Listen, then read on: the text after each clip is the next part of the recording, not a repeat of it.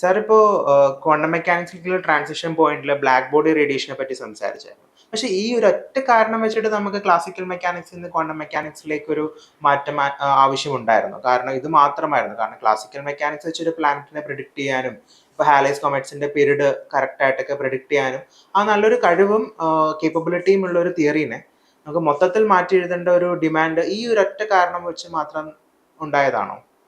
ആ ചോദ്യം ചോദിച്ചാൽ എന്തായാലും നന്നായി. കാരണം എന്ന് വെച്ചാൽ പലരുടെ ഒരു തെറ്റിദ്ധാരണയാണ് ഈ 19th സെഞ്ചുറി ആകുമ്പോഴേക്കും ക്ലാസിക്കൽ മെക്കാനിക്സ് ഏതാണ്ട് എല്ലാ ചോദ്യങ്ങൾക്കും ഉത്തരം തരുന്ന രീതിയിലൊക്കെ വികസിച്ചിരുന്നു എന്നുള്ളത്. അത് ഒട്ടും ശരിയല്ല. ഒരു ഒരു ഉദാഹരണം പറയുകയാണെങ്കിൽ ഐസക് ന്യൂട്ടൺ തന്നെ ഒരുപാട് കാര്യങ്ങളെ കുറിച്ചിട്ട് അന്വേഷിച്ചിരുന്നു. ഉദാഹരണത്തിന് ഇപ്പോൾ ചിത്രശലഭങ്ങളുടെ നിറം, അല്ലെങ്കിൽ മീനിൻ്റെ ചിതമ്പലിൻ്റെ നിറം,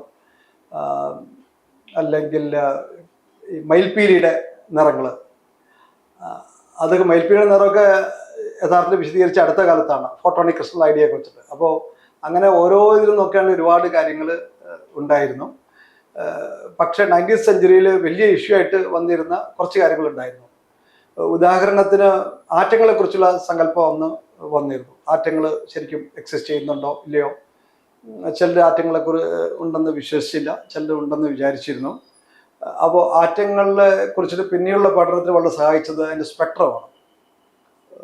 ഹൈഡ്രജൻ അല്ലെങ്കിൽ ചില ആൽക്കലി മെറ്റൽസ് അതൊക്കെ എടുക്കുമ്പോൾ അതിനൊക്കെ എല്ലാത്തിനും ക്യാരക്ടറിസ്റ്റിക് ആയുള്ള സ്പെക്ട്രം ഉണ്ട്. അതായത് സ്പെക്ട്രം എന്ന് വെച്ച് കഴിഞ്ഞാൽ നമ്മൾ വെളിച്ചത്തെ ഒരു പ്രസിലൂടെ കടത്തി വിട്ട് കഴിഞ്ഞാൽ പല കളറുകളായിട്ട് വയലറ്റ്, ഇൻഡിഗോ, ബ്ലൂ അങ്ങനെ പലതായിട്ട് തിരിയുമ്പോൾ സൂര്യപ്രകാശമൊക്കെയാണ് ഏതാണ്ട് തുടർച്ചയായിട്ടുള്ള പ്രകാശം കിട്ടും. പക്ഷെ അതിനിടയ്ക്ക് സൂക്ഷിച്ച് നോക്കിക്കഴിഞ്ഞാൽ, നല്ല ഒപ്റ്റിക്കൽ സിസ്റ്റം വെച്ച് നോക്കിക്കഴിഞ്ഞാൽ ചില ഡാർക്ക് ലൈൻസ് കാണും. അതിനാണ് ഫ്രോൺഹോഫർ ലൈൻ എന്ന് പറയുന്നത്. അത് നൂറുകണക്കിന് അന്ന് തന്നെ കണ്ടുപിടിച്ചിരുന്നു. ഇപ്പോൾ അത് 10,000 അതിന് മുകളിലേക്കൊക്കെ ആയിട്ടുണ്ട്. അത് പല വസ്തുക്കളും ചില പ്രത്യേക നിറത്തിലുള്ള പ്രകാശം അബ്സോർബ് ചെയ്യുന്നതാണ്. അത് ആറ്റങ്ങളായിട്ട് ബന്ധപ്പെട്ട സംഗതിയാണ്. അത് വിശദീകരിക്കാൻ പറ്റിയിരുന്നില്ല. പിന്നീട് ബോർ ആറ്റം മോഡലൊക്കെ വന്നപ്പോൾ അത് ശരിയാവുന്നത്. അതൊരു ഉദാഹരണം. മറ്റൊന്ന് ഈ ഇലക്ട്രോഡൈനാമിക്സ്, അതായത് മാക്സ്വെൽ ഇലക്ട്രോഡൈനാമിക്സിന് വൈദ്യുതി, കാന്തികത, പ്രകാശമായിട്ട് ഒരുപാട് കാര്യങ്ങൾ വിശദീകരിക്കാൻ പറ്റിയിരുന്നെങ്കിലും അതുകൊണ്ട് വിശദീകരിക്കാൻ പറ്റാത്ത ചില കാര്യങ്ങൾ അന്ന് ആൾക്കാർ കണ്ടെത്തിയിരുന്നു. ഉദാഹരണത്തിന് അൾട്രാവയലറ്റ് ലൈറ്റ് ചില വസ്തുക്കൾ വീഴുമ്പോൾ അതിൽ ഫോട്ടോ ഇലക്ട്രിക് എഫക്റ്റ് എന്ന പ്രതിഭാസം ഉണ്ടാവും. ആദ്യം അൾട്രാവയലറ്റിലാണ് കണ്ടുപിടിച്ചത്, പിന്നീട് സാധാരണ വെളിച്ചത്തിൽ അത് കണ്ടിട്ടുണ്ട്. ഫോട്ടോ ഇലക്ട്രിക് എഫക്റ്റ് ഇങ്ങനെയുള്ള ഒരു പ്രോബ്ലം ആയിരുന്നു. അത് പിന്നീട് ആൽബർട്ട് ഐൻസ്റ്റീനാണ് വിശദീകരിച്ചത്. അപ്പോൾ അങ്ങനെ ലിസ്റ്റ് ചെയ്യുകയാണെങ്കിൽ പല കാര്യങ്ങളും ഉണ്ടായിരുന്നു. പിന്നീട് ക്വാണ്ടം തിയറി വന്നപ്പോൾ പരിഹരിച്ചത്.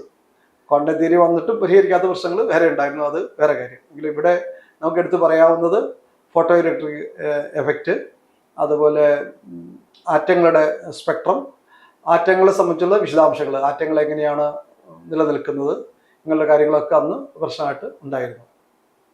സോ ബ്ലാക്ക് ബോഡി റേഡിയേഷൻ, അതുപോലെ തന്നെ photo electric effect, atomic Spectra, അപ്പോൾ ഈ കാര്യങ്ങളിൽ ഉള്ള എക്സ്പെരിമെന്റ്സും കാര്യങ്ങളൊക്കെ നടത്തിയപ്പോഴാണ് ആൾക്കാർക്ക് മനസ്സിലായത് ക്ലാസിക്കൽ മെക്കാനിക്സ് പോരാ, അതിനപ്പുറത്തേക്ക് എന്തെങ്കിലും വേണം എന്നുള്ളത്. എന്താണ് ആ വേണ്ടിയിരുന്ന ഒരു കീ ഇൻഫർമേഷൻ?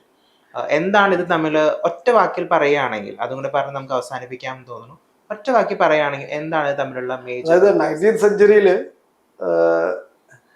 ക്ലാസിക്കൽ മെക്കാനിക്സ് വിശദീകരിക്കാൻ പറ്റുന്നത് ബുദ്ധിമുട്ടുണ്ടായിരുന്നു. പക്ഷെ അവർ ക്ലാസിക്കൽ മെക്കാനിക്സ് മാറ്റേണ്ടി വരുന്നൊന്നും ആൾക്കാർ ധരിച്ചിരുന്നില്ല.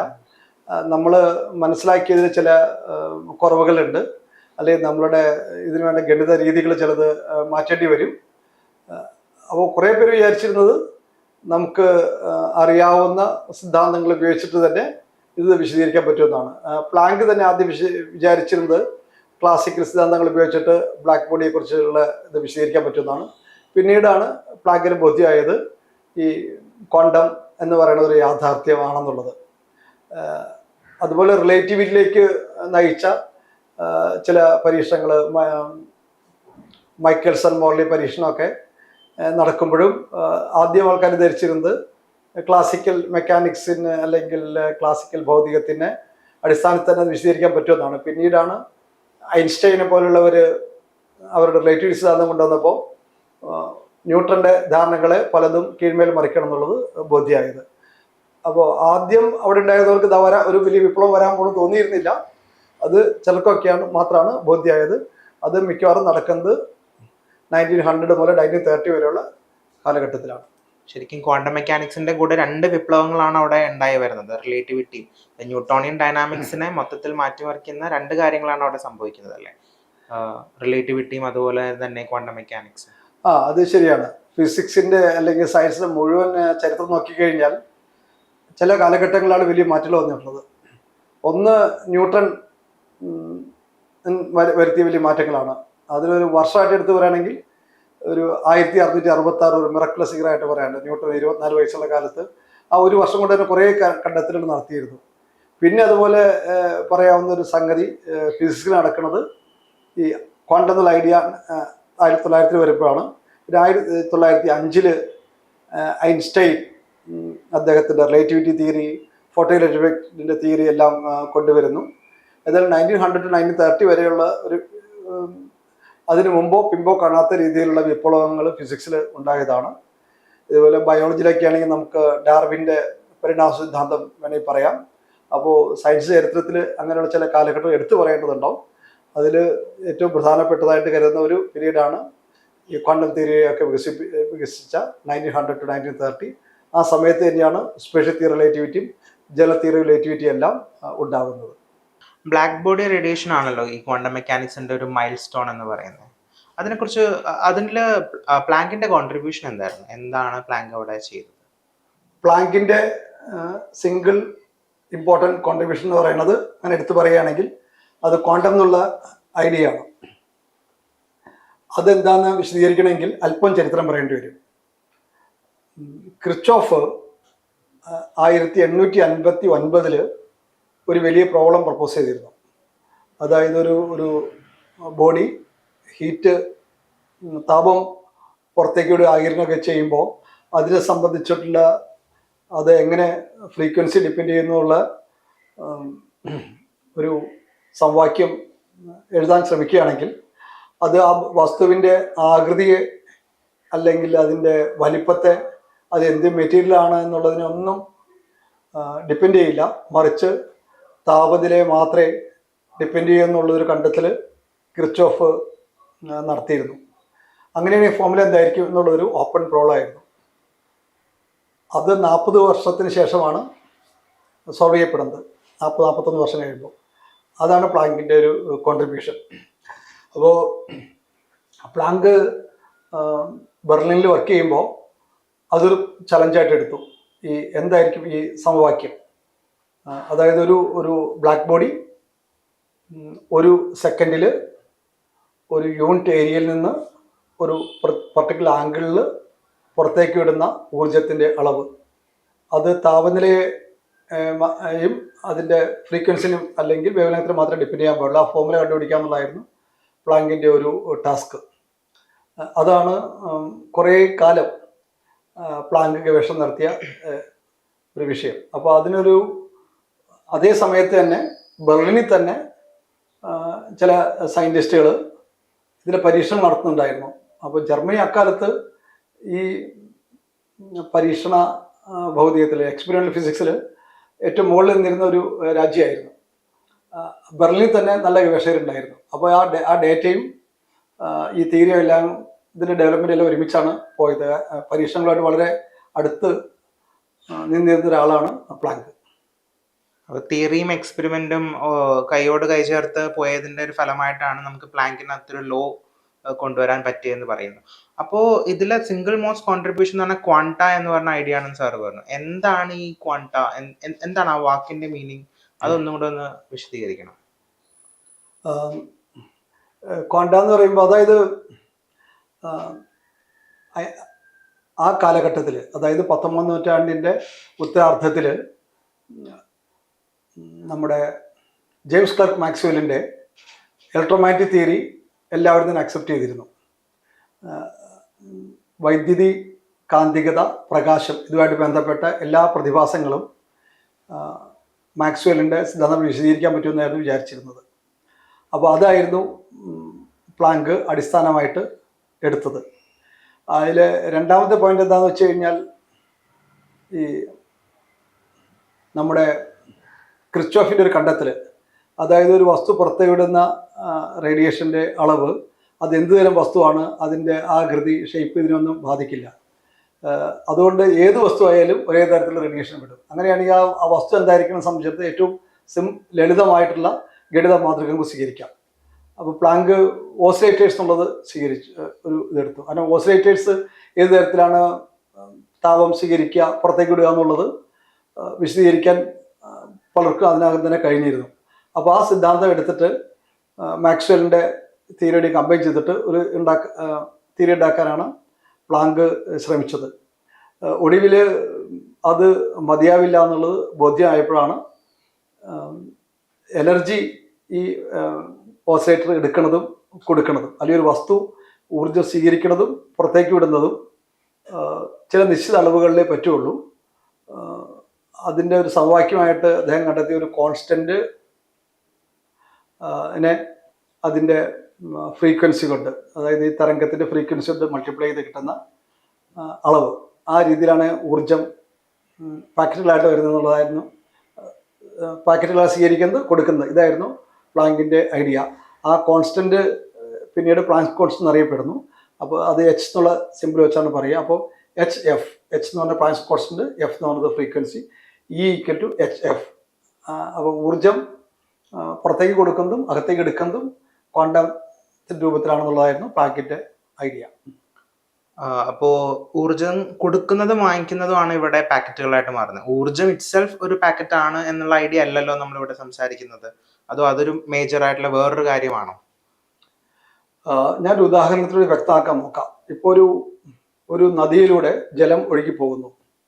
അതിന് തുടർച്ചയുണ്ട്. അത് പാക്കറ്റുകളായിട്ടൊന്നുമല്ല, തുടർച്ചയായിട്ട് ഒഴുകി പോകുന്നു. പക്ഷെ നമ്മൾ അതിൽ നിന്ന് ഒരു കുപ്പി വെള്ളം എടുക്കുന്നു, അല്ലെങ്കിൽ നമ്മൾ ഒരു കുപ്പി വെള്ളം അങ്ങോട്ട് ഒഴിക്കുന്നു. അപ്പോൾ നമ്മൾ എടുക്കുന്നതും കൊടുക്കുന്നതും ഇതുപോലെ നിശ്ചിത പാക്കറ്റുകളായിട്ടാണ്. പക്ഷെ അവിടെ ഒഴുകിക്കൊണ്ടിരിക്കുന്നത് തുടർച്ചയോടുകൂടിയാണ്. അപ്പോൾ പ്രകാശം അല്ലെങ്കിൽ താപം അനുസ്യൂതമായിട്ട് ഒഴുകിക്കൊണ്ടിരിക്കുന്നു. അതിൽ ക്വാണ്ടൈസേഷൻ ഒന്നും ഉണ്ടാവണമെന്നില്ല.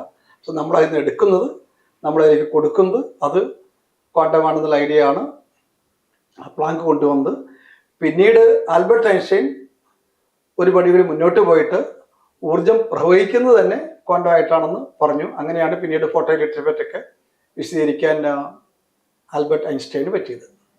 നമ്മൾ ചരിത്രം പറയുമ്പോഴത്തേക്കും അതിൽ നമ്മൾ തെറ്റായ ചരിത്രങ്ങൾ നമ്മൾ ഒരുപക്ഷെ കേൾക്കാറുണ്ട്.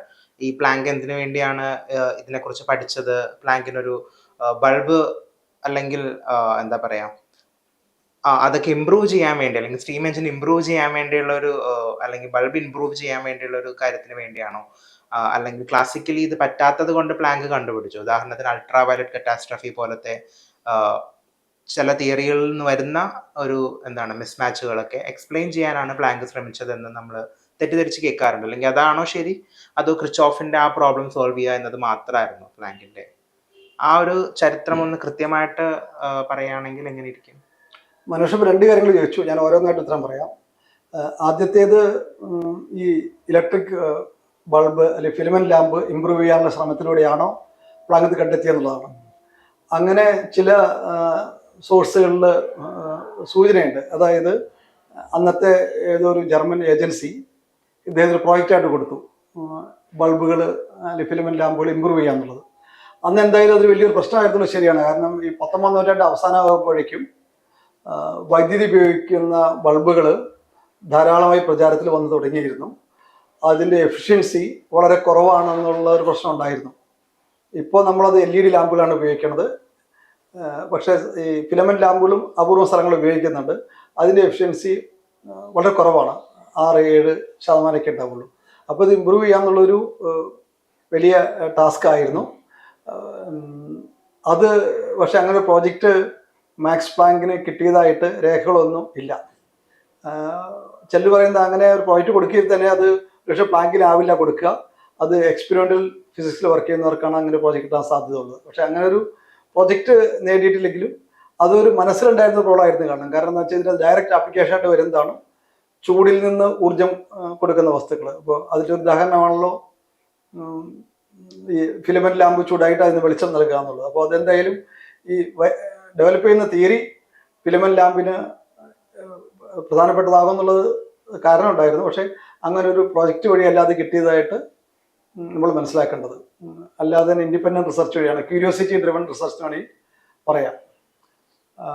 ഇതേപോലെ വേറൊരു തെറ്റിദ്ധാരണയാണ് അൾട്രാവയലറ്റ് കാറ്റാസ്ട്രോഫ് എന്നൊരു സംഭവം ഫിസിക്സ് പുസ്തകങ്ങളിൽ കാണാറുണ്ട്. അത് പരിഹരിക്കാനാണ് പ്ലാങ്ക് അദ്ദേഹത്തിൻ്റെ ക്വാണ്ടം തിയറി കൊണ്ടുവന്നതെന്ന് പറയുന്നത് ചരിത്രപരമായിട്ട് അത്ര ശരിയായിട്ടുള്ളൊരു കാര്യമല്ല. ആദ്യം ഈ അൾട്രാവയലറ്റ് കാറ്റാസ്ട്രോഫ് എന്ന് പറയുന്നത് എന്താണെന്ന് പറയാം. ഒരു ബ്ലാക്ക് ബോഡി പ്രകാശത്തെ അല്ലെങ്കിൽ താപത്തെ എങ്ങനെ ആഗിരണം ചെയ്യുന്നു വികിരണം ചെയ്യുന്നത് സംബന്ധിച്ചിട്ട് റാലെ എന്ന് പറയുന്ന ബ്രിട്ടീഷ് ശാസ്ത്രജ്ഞൻ കുറച്ച് ഗവേഷണം നടത്തിയിരുന്നു. അദ്ദേഹം കണ്ടെത്തിയ ഒരു കാര്യം, അത് വേവ് ലെങ്ത്തിൽ അല്ലെങ്കിൽ തരംഗ ദൈർഘ്യത്തെ എങ്ങനെ ഡിപ്പെൻഡ് ചെയ്യുന്നുള്ളത് 1/1/λ⁵ അങ്ങനെ ഒരു ഫോർമുല അദ്ദേഹത്തിന് കിട്ടിയിരുന്നു. ക്ഷമിക്കണം, 1/λ⁴ എന്നുള്ളത്. അത് റാലെയുടെ ഫോർമുലയാണ്. പിന്നീട് അതിന് കുറച്ചുകൂടി നല്ല തിയറിയൊക്കെ ഉണ്ടാക്കി വന്നത് ജീൻസ് ആണ്. അപ്പോൾ 1/λ⁴ എന്നുള്ള ഫോർമുല എടുത്തു കഴിഞ്ഞാൽ വലിയ ലാംഡകൾക്ക്, അതായത് ഉയർന്ന തരംഗ ദൈർഘ്യത്തിന് ആ ഫോർമുല ഏതാണ്ട് ശരിയാവുന്നുണ്ട്. പക്ഷേ ലാംഡ വളരെ കുറവാണെങ്കിൽ 1/λ⁴ എന്നുള്ളത് ഒരുപാട് പെട്ടെന്ന് കൂടി വന്നിട്ട് അത് അനന്തതയിലേക്ക് പോകും. അതേതായാലും സാധ്യമല്ലല്ലോ. കാരണം അങ്ങനെയാണെങ്കിൽ തരംഗ ദൈർഘ്യം വളരെ കുറഞ്ഞ പ്രകാശത്തിന് അനന്തമായിട്ട് വസ്തു പുറത്തേക്ക് വിടുന്നുള്ളത് വരും. അത് ആണ് അൾട്രാവയലറ്റ് കാറ്റാസ്ട്രോഫ് എന്ന് പറയുന്നത്. പക്ഷെ അത് ഈ തീരൊക്കെ ഉണ്ടാകുന്നത് 1900 അതിന് ശേഷമൊക്കെയാണ്. അപ്പോഴേക്കും പ്ലാങ്ക് ക്വാണ്ടം എന്നുള്ള ഐഡിയയിലേക്കൊക്കെ വന്നിരുന്നു. അപ്പോൾ അങ്ങനെ ഒരു ചെറിയൊരു വ്യത്യാസമുണ്ട് അതിൽ. ഈ അൾട്രാ വയലറ്റ് എന്ന് പറയുമ്പോൾ അതും ഈ വേവ് ലെങ്ത് ആയിട്ടൊന്ന് കണക്ട് ചെയ്യുകയാണെങ്കിൽ, അൾട്രാവയലറ്റ് കാറ്റാസ്ട്രോഫ് എന്ന് പറഞ്ഞു കഴിഞ്ഞാൽ അൾട്രാവയലറ്റ് പ്രകാശം എന്നുള്ള മാത്രം അർത്ഥത്തിലല്ല. നമ്മൾ സാധാരണ വെളിച്ചം എന്ന് പറഞ്ഞാൽ നമുക്ക് കണ്ണുകൊണ്ട് കാണാവുന്ന വെളിച്ചം എന്ന് പറയുന്നത് 400 നാനോമീറ്റർ മുതൽ 700 നാനോമീറ്റർ വരെയുള്ള വെളിച്ചമാണ്.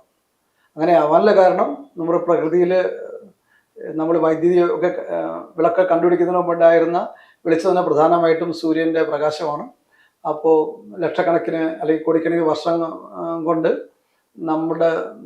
നമ്മൾ പൂർവികരൊക്കെ പരിണമിച്ച് വരുന്ന സമയത്ത് സൂര്യപ്രകാശം കാണാനുള്ള രീതിയിലുള്ള കണ്ണുകളാണ് നമുക്ക് ഉണ്ടായത്. സൂര്യപ്രകാശം കൂടുതലും വരുന്നത് ഈ 400 മുതൽ 700 നാനോമീറ്റർ വരെയുള്ള തരംഗ ദൈർഘ്യത്തിലാണ്.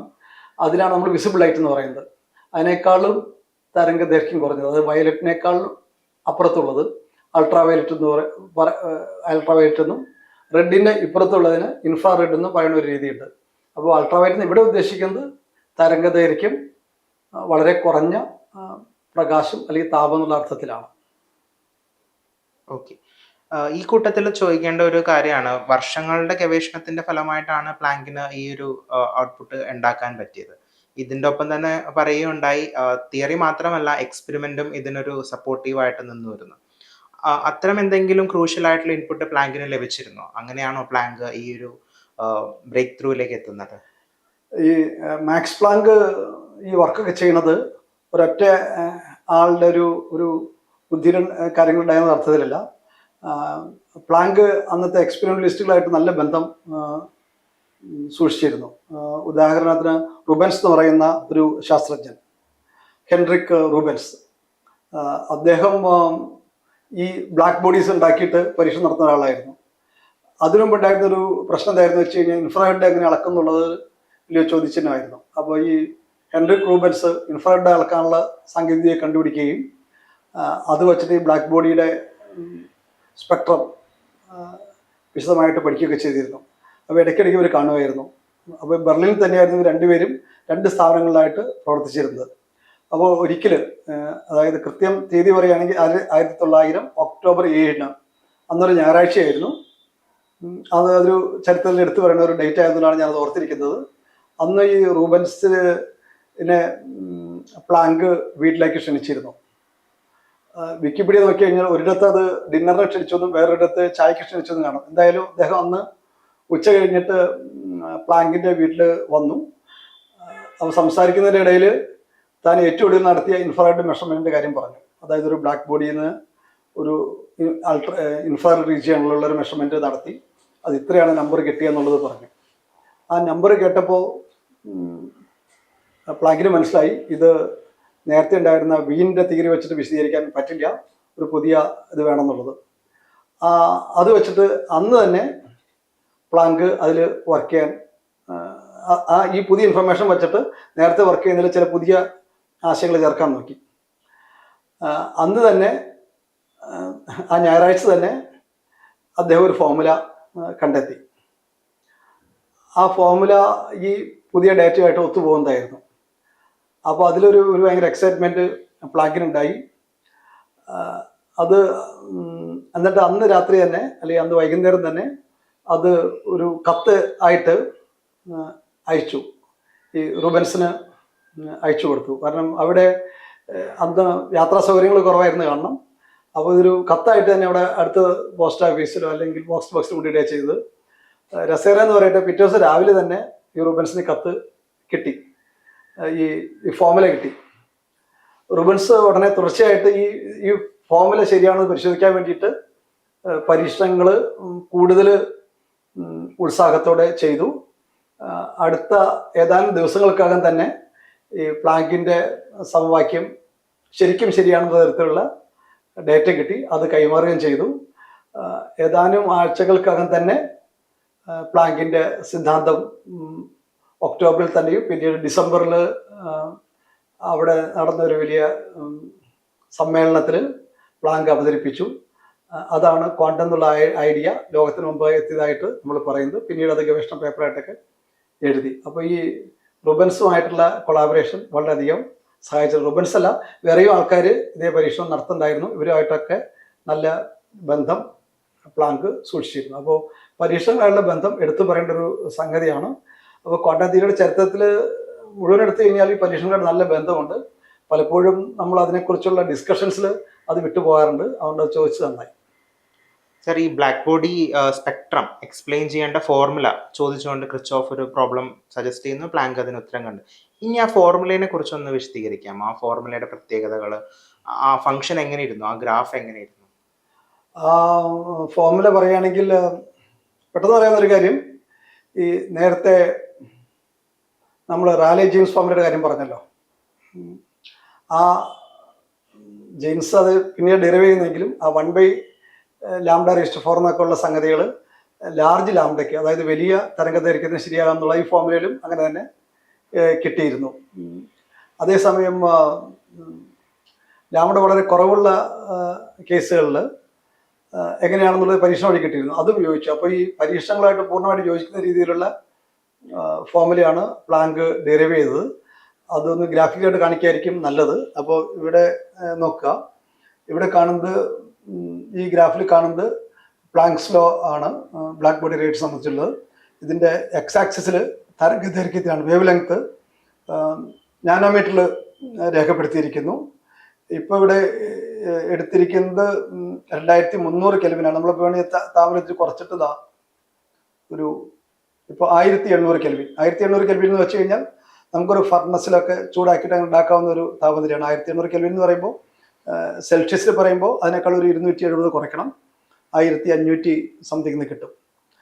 വൈ ആക്സിസിലുള്ളത് സ്പെക്ട്രൽ റേഡിയൻസ് എന്ന് പറയും. അതായത് അത് ഒരു യൂണിറ്റ് ഏരിയയിൽ നിന്ന് ഒരു സെക്കൻഡിൽ എത്ര ഊർജം പുറത്തേക്ക് വിടുന്നുണ്ട് ഈ ഒരു തരംഗദൈർഘ്യത്തിൻ്റെ അളവിൽ, അതൊരു പ്രത്യേക കോണിൽ, അതിൻ്റെയാണ് കാണുന്നത്. അപ്പോൾ ഇവിടെ നോക്കിക്കഴിഞ്ഞാൽ ഈ 1800 കെൽവിനുള്ളതിൽ ഏറ്റവും കൂടുതൽ പ്രകാശം അല്ലെങ്കിൽ താപം വരുന്നത് 1500 നാനോമീറ്റർ. 1500 നാനോമീറ്റർ എന്ന് പ്രകാശം വിളിക്കേണ്ട കാര്യമില്ല, അല്ല നമുക്ക് താപവികിരണം എന്ന് വിളിക്കാൻ നല്ലത്. 1500 നാനോമീറ്റർ എന്ന് പറയുമ്പോൾ സാധാരണ ദൃശ്യപ്രകാശത്തിൻ്റെ ഒരു 2-3 ഇരട്ടി തരംഗദൈർഘ്യം വരുന്നുണ്ട്. അപ്പോൾ അത് കണ്ണോട് കാണാവുന്നതല്ല, അത് ഇൻഫ്രാറെഡ് ആണ്.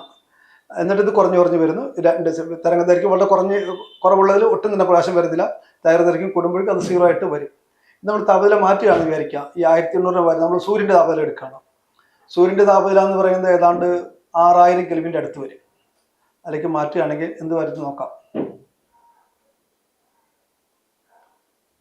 ഇപ്പോൾ ഇത് 5700, ഇത് 6000 6000 കെൽവിൻ എടുക്കുമ്പോൾ ഈ വൈ ആക്സിസിൽ ശരിക്കും ഇതിനേക്കാൾ ഒരുപാട് മുകളിലേക്ക് പോയിട്ടുണ്ട്. പക്ഷെ നമ്മളിവിടെ അതിൻ്റെ Scale യൂണിറ്റ് ചെയ്യും. മാറി. ഈ ഗ്രാഫിൽ തന്നെ സ്കെയില് മാറിയിട്ടാണ് കാണിക്കുന്നത്. അപ്പോൾ നേരത്തെ ഉള്ളതേക്കാളും ഒരുപാട് ഇരട്ടി ഉള്ളു വരുന്നുണ്ട്. അതിൻ്റെ ഒരു സാധാരണ നിയമം പറയുന്നത് എന്താണെന്ന് വെച്ച് കഴിഞ്ഞാൽ താപനില ഇരട്ടിയാകുമ്പോൾ അത് വിടുന്ന പ്രകാശം അതിൻ്റെ 4th പവറായിട്ട്, അതായത് 2 ഗുണം 2 ഗുണം 2 ഗുണം 2 16 ഇരട്ടി വർദ്ധിക്കും പുറത്തേക്ക് വിടുന്ന ഊർജ്ജം. അപ്പോൾ 6000 കെൽവിൻ എന്ന് പറയുമ്പോൾ ഒരുപാട് ഊർജ്ജം സൂര്യനിൽ നിന്ന് ഓരോ സ്ക്വയർ മീറ്ററിൽ നിന്നും വരുന്നുണ്ട്. പക്ഷെ അതിലൊരു ശ്രദ്ധിക്കേണ്ട കാര്യം, ഇത് പീക്ക് വരുന്നത് ഏതാണ്ട് 500 നാനോമീറ്ററിൻ്റെ അടുത്താണ്. ഇവിടെ ഗ്രാഫിൽ നമുക്ക് കാണാൻ പറ്റുന്ന പ്രകാശമാണ്. ശരിക്കും പറഞ്ഞാൽ തിരിച്ചാണ്. ഈ തരംഗ ദൈർഘ്യത്തിൽ കാണാൻ പാകത്തിനാണ് നമ്മുടെ കണ്ണുകൾ പരിണമിച്ചത് എന്ന് വേണം വിചാരിക്കാൻ. പിന്നെ അതിനപ്പുറത്തേക്ക് 1000, 1500, 2000, 2500, 3000 നാനോമീറ്ററിലൊക്കെ താപവികിരണങ്ങൾ വരുന്നുണ്ട്. അപ്പോൾ സൂര്യനിൽ നിന്ന് വരുന്നൊരു വലിയൊരു ഭാഗം ഇൻഫ്രാറെഡ് ആയിട്ടാണ്. നമുക്കത് താപമായിട്ടാണ് ഇവിടെ അനുഭവപ്പെടുക. അതൊരിടത്ത് നല്ലതാണ്. അല്ലെങ്കിൽ ഭൂമിയുടെ താപനില ഇതിനേക്കാൾ വളരെ താഴ്ന്നു പോയേനെ. അത് കൂടി വരുമ്പോൾ ഇപ്പോൾ നടക്കുന്ന പോലുള്ള ഈ ആഗോളതാപനമൊക്കെ സംഭവിക്കുകയും ചെയ്യും. അതിന് ഇടതുവശത്തേക്ക് എടുത്തു കഴിഞ്ഞാൽ അൾട്രാവയലറ്റും കുറേയൊക്കെ വരുന്നുണ്ട്. അതിന് വലിയൊരു ഭാഗം ഓസോൺ ലെയറിലൊക്കെ വെച്ചിട്ട് റിമൂവ് ചെയ്യപ്പെടും, ഒഴിവായി കിട്ടും. അതും നല്ലതാണ്. അപ്പോൾ നമുക്ക് വേണ്ട തരത്തിലുള്ള പ്രകാശമാണ് ഇതിനകത്ത് വരുന്നത്. അപ്പോൾ ഈ ഗ്രാഫ് സൂര്യൻ്റെ സ്പെക്ട്രം എടുത്താൽ വളരെയധികം യോജിക്കാനും, സൂര്യൻ പെർഫെക്റ്റ് ബ്ലാക്ക് ബോഡി അല്ല എങ്കിലും ഏതാണ്ട് ഇതുപോലെ സൂര്യൻ്റെ സ്പെക്ട്രം കിട്ടും. അപ്പോൾ ഈ സിദ്ധാന്തം ഏതാണ്ട് പെർഫെക്റ്റ് ആയിട്ട് യോജിക്കുന്നുണ്ട്. ഈ വളരെ ചെറിയ തരംഗദൈർഘ്യം മുതൽ വളരെ ഉയർന്ന തരംഗദൈർഘ്യം വരെയുള്ളത്. ഇതിൻ്റെ ഡെറിവേഷനിലാണ് പ്ലാങ്ക് ഈ എനർജി ക്വാണ്ടൈസേഷനുള്ള ഐഡിയ ഉപയോഗിച്ചത്. അപ്പോൾ സൂര്യന്റെ സ്പെക്ട്രം എടുത്തു കഴിഞ്ഞാൽ ഈ ബ്ലാക്ക് ബോഡി സ്പെക്ട്രമായിട്ട് ഏതാണ്ട് ഒരേപോലെ യോജിക്കുകയും ഒപ്പം തന്നെ ഈ നേരത്തെ പറഞ്ഞ പോലെ മിസ്സിംഗ് ആയിട്ടുള്ള ലൈൻസുകൾ അതിലുണ്ടാവുകയും ചെയ്യും. അത് മറ്റൊരു ക്വാണ്ടം ആസ്പെക്റ്റിന്റെ ഭാഗമാണല്ലേ? സൂര്യൻ്റെ സ്പെക്ട്രം എടുത്തു കഴിഞ്ഞാൽ പെർഫെക്റ്റ് ബ്ലാക്ക് ബോഡി അല്ല. അതിന് കാരണം എന്താ വെച്ചാൽ സൂര്യനിൽ പല ലെയറുകളുണ്ട്. ഏറ്റവും പുറത്തുള്ള ഫോട്ടോസ്ഫിയർ എന്നുള്ള സ്ഥലത്ത് വെച്ചിട്ടാണ് പ്രകാശം പുറത്തേക്ക് വരാൻ തുടങ്ങുന്നത്. ഏതാണ്ട് അവിടെ വരെ അതൊരു പ്രത്യേക താപനില കീപ്പ് ചെയ്യുന്ന ഏതാണ്ട് പെർഫെക്റ്റ് ബ്ലാക്ക് ബോഡിയാണ്. പക്ഷെ അവിടെ നിന്ന് വെളിച്ചം വരുമ്പോൾ സൂര്യൻ്റെ അന്തരീക്ഷത്തിൽ പലതരം വാതകങ്ങളുണ്ട്. ഹൈഡ്രജൻ, ഹീലിയം മുതൽ എല്ലാ തരത്തിലുള്ള വാതകങ്ങളും ഉണ്ട്. അതെല്ലാം കുറേശ്ശെ പ്രകാശത്തെ അബ്സോർബ് ചെയ്യും. അബ്സോർബ് ചെയ്യുമ്പോൾ ചില തരംഗദൈർഘ്യങ്ങൾ കുറവായിരിക്കും. അതിനപ്പോൾ നമ്മൾ സ്പെക്ട്രത്തിൽ ഡാർക്ക് ലൈൻസ് ആയിട്ട് കാണാം. അതിനാണ് ഫ്രോൺഹോഫർ ലൈൻസ് എന്ന് പറയുക. അത് പഠിച്ചിട്ടാണ് സൂര്യനിൽ ഇത്ര ഹൈഡ്രജൻ ഉണ്ട്, ഹീലിയം ഉണ്ട്, അയൺ ഉണ്ട്, കാൽഷ്യം ഉണ്ടെന്നൊക്കെ നമ്മൾ പറയണം. മറ്റ് നക്ഷത്രങ്ങളുടെ സ്പെക്ട്രം എടുത്താൽ ഇതുപോലെ കിട്ടും. അത് നമുക്ക് ഒരുപാട് ഇൻഫർമേഷൻ കിട്ടും. അപ്പോൾ ബ്ലാക്ക് ബോഡിയിൽ നിന്നുള്ള ചില സംഗതികൾ കുറഞ്ഞു വരും. അത് സൂര്യൻ്റെ അന്തരീക്ഷത്തിൽ വേണ്ടി നടക്കുന്ന അബ്സോർപ്ഷനാണ്. ഇതുപോലെ ഭൂമിയുടെ അന്തരീക്ഷത്തിൽ വരുമ്പോഴും ചില ഇത് അബ്സോർബ് ചെയ്യപ്പെടും. അല്ലെങ്കിൽ ഏതാണ്ട് ഒരു ബ്ലാക്ക് ബോഡി പോലെയാണ്. അപ്പോൾ ഒരു ബ്ലാക്ക് ബോഡി എന്ന് പറയുന്നത് സാമാന്യം നല്ല ഒരു അപ്രോക്സിമേഷനാണ്. അപ്പോൾ ഒന്ന് സമ്മറൈസ് ചെയ്യുകയാണെങ്കിൽ black body and black body radiation ഇത് ക്ലാസിക്കൽ ടു ക്വാണ്ടം മെക്കാനിക്സ് എന്ന ട്രാൻസിഷനിൽ വളരെ ഇമ്പോർട്ടൻ്റ് ആയിരുന്നു. അതിൽ പ്ലാങ്കിൻ്റെ കോൺട്രിബ്യൂഷനും അതുപോലെ തന്നെ എക്സ്പെരിമെൻ്റ് പരമായിട്ടുള്ള റൂബൻസിൻ്റെ കോൺട്രിബ്യൂഷനും വളരെ ക്രൂഷ്യലായിരുന്നു. ഇതാണ് മറ്റ് ഡെവലപ്മെൻറ്റ്സിലേക്കൊക്കെ സപ്പോർട്ടീവായിട്ട് മാറുന്നത് അല്ലേ? അതെ, 1-2 കാര്യങ്ങളുടെയും എനിക്ക് ആഡ് ചെയ്താൽ കൊള്ളാവുന്നുണ്ട്. ഒന്ന്, ഈ പ്ലാങ്ക് തുടങ്ങിയ കാലത്ത് അദ്ദേഹം വലിയൊരു വിപ്ലവകരമായ വർക്കാണ് ചെയ്യുന്നതെന്നുള്ളത് ഒരുപക്ഷെ മനസ്സിലായി കാണില്ല. പക്ഷെ ഈ ക്വാണ്ടത്തിൽ ഐഡിയ വന്നപ്പോൾ തന്നെ അദ്ദേഹത്തിന് ഒരു സംഗതി മനസ്സിലായി. ഇത് കാരണം ക്രിച്ചോഫിൻ്റെ ഒരു ചലഞ്ച് ഏറ്റെടുത്തിട്ടാണ് ഇത് ചെയ്യണത്. അപ്പോൾ ഈ കിട്ടാൻ പോകുന്ന സമവാക്യം എന്തായാലും അതിനൊരു വലിയ ഇമ്പാക്റ്റ് ഉണ്ടാവും എന്നുള്ളത് പ്ലാങ്കിന് അറിയാമായിരുന്നു. പരീക്ഷണങ്ങളുമായിട്ട് പെർഫെക്റ്റായിട്ട് യോജിച്ചു പോകുന്നതുകൊണ്ട് അത് ശരിയാണെന്നുള്ളതിനെ കുറിച്ച് ആർക്കും തർക്കം ഉണ്ടായിരുന്നില്ല. അപ്പോൾ എന്തായാലും അതിനുവേണ്ടി കൊണ്ടുവന്നൊരു ഐഡിയ ഈ ക്വാണ്ടൈസേഷൻ എന്നുള്ളത് ഒരു കണ്ടുപിടുത്തമാണെന്നുള്ളത് പ്ലാങ്കിന് ബോധ്യപ്പെട്ടിരുന്നു. അതേസമയം അത് ഈ ഊർജ്ജം മുഴുവൻ കൊണ്ട രൂപത്തിലാണെന്നുള്ളത് പ്ലാങ്കിന് അത്ര ബോധ്യമായിരുന്നില്ല. അതേപോലെ ആദ്യകാലത്ത് പ്ലാങ്ക് ആറ്റങ്ങളിൽ വിശ്വസിച്ചിരുന്നില്ല. അത് ഒരുപാട് പേര് അക്കാലത്ത് വിശ്വസിച്ചില്ല. പിന്നീട് 20ാം നൂറ്റാണ്ടിലാണ് അതിനൊക്കെയുള്ള നല്ല തെളിവുകൾ കിട്ടി. ഐൻസ്റ്റീനെ പോലുള്ളൊരു ചില വർക്കുകൾ അതിന് പ്രയോജനപ്പെട്ടിട്ടുണ്ട്. പിന്നീട് ലോറൻസിൻ്റെ ഇലക്ട്രോണിനെ കുറിച്ചൊരു സിദ്ധാന്തം ഉണ്ടായിരുന്നു. അതും ആദ്യകാലത്ത് പ്ലാങ്ക് അക്സെപ്റ്റ് ചെയ്തിട്ടുണ്ടായിരുന്നു. കാരണം ആ ഇലക്ട്രോൺ തിയറി ഒന്നും അത്ര സീരിയസ് ആൾക്കാർ എടുത്തിരുന്നില്ല. പിന്നീട് പ്ലാങ്ക് ഇതൊക്കെ ബോധ്യപ്പെടുകയും പ്ലാങ്കിൻ്റെ ആശയങ്ങൾ പിന്നീട് ആൽബർട്ട് ഐൻസ്റ്റൈൻ, നീൽസ് ബോർ അങ്ങനെയുള്ളവരെക്കുള്ള സമർത്ഥമായിട്ട് ഉപയോഗിച്ചിട്ട് പിന്നീട് അത് ക്വാണ്ടം മെക്കാനിക്സ് ഡെവലപ്മെൻറ്റിലേക്ക് വഴിവെക്കുകയും ചെയ്തു. ഈ പ്ലാങ്ക്സ് കോൺസ്റ്റന്റിനെയാണ് നമ്മൾ എച്ച് അല്ലെങ്കിൽ എച്ച് ബാർ എന്ന രീതിയിൽ പറയുന്നത്. ആ കോൺസ്റ്റന്റിനെ കുറിച്ച് 2 വാക്ക്. ഓക്കെ. അത് പ്ലാങ്ക് തന്നെ അതിൻ്റെ ഒരു വാല്യൂ ഏകദേശം കണ്ടെത്തിയിരുന്നു. അപ്പോൾ അത് നമ്മൾ എഴുതുമ്പോൾ നമ്മളിപ്പോൾ ഉപയോഗിക്കുന്ന SI യൂണിറ്റ് എന്ന് പറയും, കിലോഗ്രാം മീറ്റർ സെക്കൻഡ് ഒക്കെ ഉപയോഗിക്കുന്ന യൂണിറ്റിൽ പറയുകയാണെങ്കിൽ 6.6 × 10⁻34 ജൂൾ സെക്കൻഡ് എന്ന് വേണമെങ്കിൽ പറയാം. ആ 10⁻34 എന്ന് കേൾക്കുമ്പോൾ തന്നെ അറിയാൻ വളരെ ചെറുതാണെന്നുള്ളത്. അതായത് അത് നമ്മൾ ഡെസിമൽ ഫോമിൽ എഴുതുകയാണെങ്കിൽ 0.0000 അങ്ങനെ 33 0 ഇട്ടിട്ടാണ് പിന്നീടാണ് 6 എന്നുള്ളത് വരുന്നത്. അപ്പോൾ അത്ര ചെറുതാണെന്നുള്ളത് നമുക്ക് ബോധ്യമാവും. ഒരു ഫോട്ടോണിൻ്റെ എനർജി എടുക്കുമ്പോൾ H⁻ എന്നുള്ള ഫോമിലാണ് ഉപയോഗിക്കുക.